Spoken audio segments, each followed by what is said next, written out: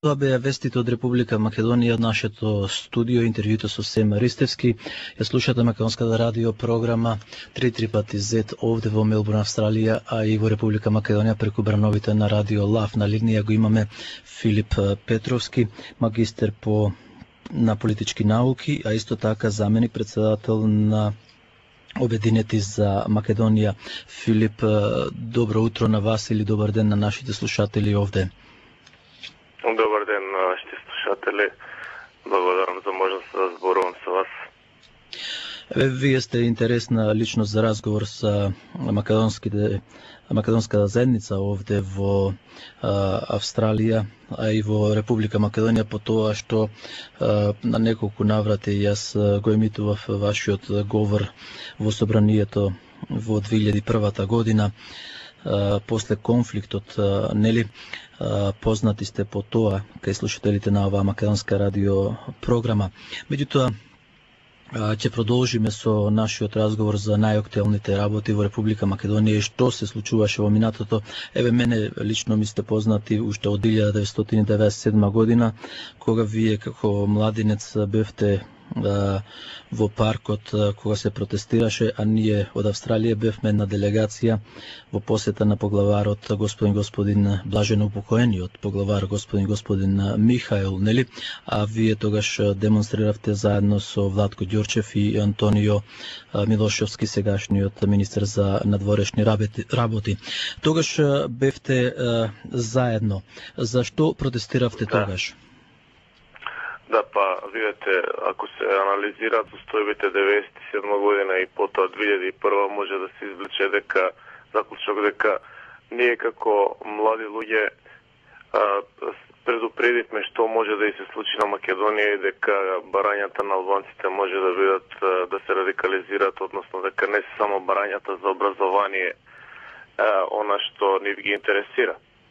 Така што мислам дека македонската младина го исполни својот историски долг и предупреди која опасност е надвисната над Македонија. Во тоа време, како што рековте, бевме и со Владко и со Антонио заедно, за да после тоа тие веќе заборават на тие протести и до ден денеска веќе не ги споменуваат. Кога сите аналитичари, историчари, хроничари на поновата македонска историја ги анализираат тие протести, а овие двајца веќе не ги спомнуваат. Веројатно затоа што имаат остварено, како да кажам, политички позиции освоено и остварено некакви интереси други кои што тогаш не ги појавувале, односно ги искористиле протестите за своја лична промоција. Она што мислам е дека практично ние не смееме да се откажеме нити од тие протести, нити од сеќавањето на 2001, затоа што оној народ кој што памети што му се случило, може во иднина да ги избегне истите проблеми кои што секако, ако ги заборави во минатото, би му се повториле. Вие бевте многу блиски односно бевте една позната тројка, Филип, Владко и Антонио. Меѓутоа сега, спрема моите сознанија, бидејќи доста будно ја пратаме политиката во Република Македонија, се разотидовте. Се сменија ли вашите идеолошки определби или пак се променија личните вкусови, односно задоволства? Видете, јас сум во ВМРО ДПМН член од дете. Станува збор за членување во време на почетоците на студирање. Тоа се всушност и почетоци на македонската независност. Владко Ѓорчев го имам јас лично за членето, така што тоа се една генерација на луѓе кои што сум ги прибирал јас. Ако за вашите слушатели само ќе споменам дека од 1997 до 2000 година јас бев и председател на подмалокот на ВМРО ДПМН, а во период од 1997 до 2002 бев и член на извршниот комитет на партијата. Тоа време бев 1998-2001 и пратеник во Македонското собрание. И од тоа време датира говорот од време на војната што е слушан во Австралија. Практично, мојот живот е базиран, односно комплетно политичката активност е подпрена во ВМРО ДПМН повеќе од 15 години. Јас сум член дури и пред Никола Груевски. Точно знам кога дојде и кога се зачлени Груевски во ВМРО ДПМН. Да не зборувам за сегашните министри кои што дојдоа пред само неколку години, и практично гледав во последните 4-5 години еден тотален процес на идеолошко разводнување, односно на прибирање на луѓе кои што се од други партии, кои што направија еден историски пресврт во партијата и партијата е практично зазедена и недемократски се држи откако е дојдено последен пат, односно 2006 година ВМРО да помане на власт.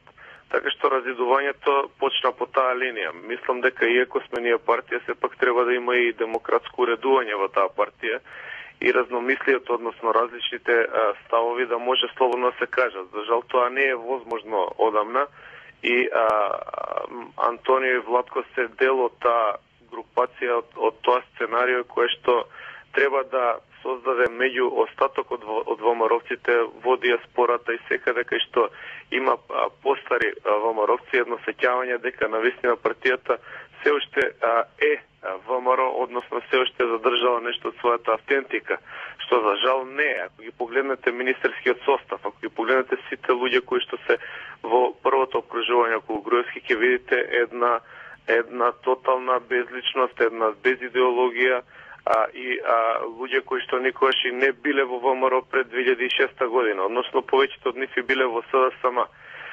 Така што пак ќе подсетам, Владко и Антонио се задржани како параван за да наликува тоа на некакво ВМРО што воопшто веќе не е.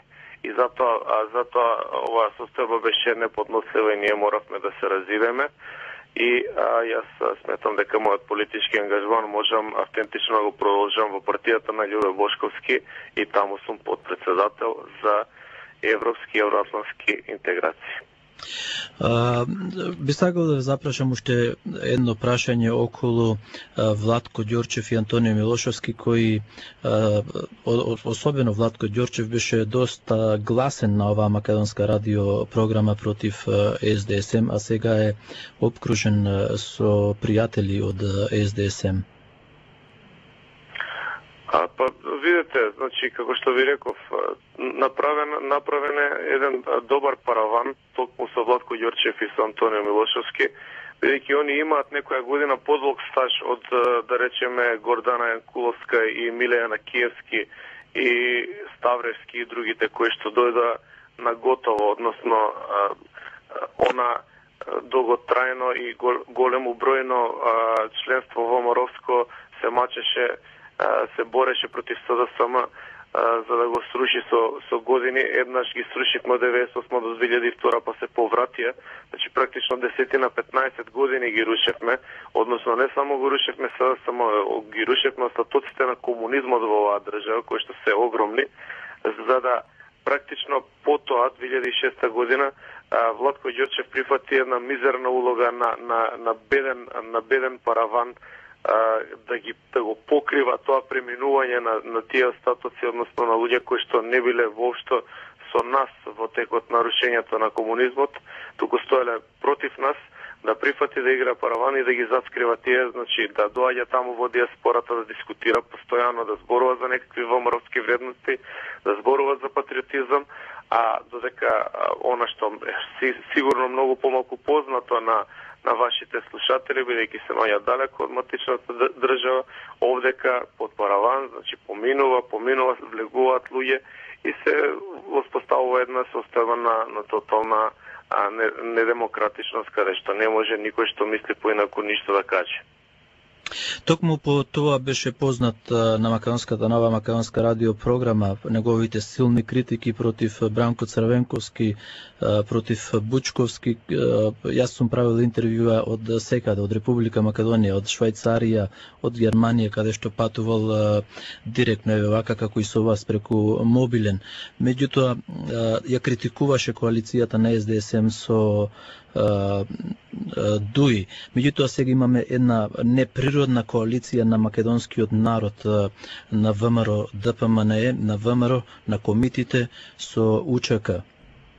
Тоа е една неприродна коалиција што никогаш не може да ја свати и да ја разбери македонскиот народ, меѓутоа тие имаат и мнозинство дури во собрание.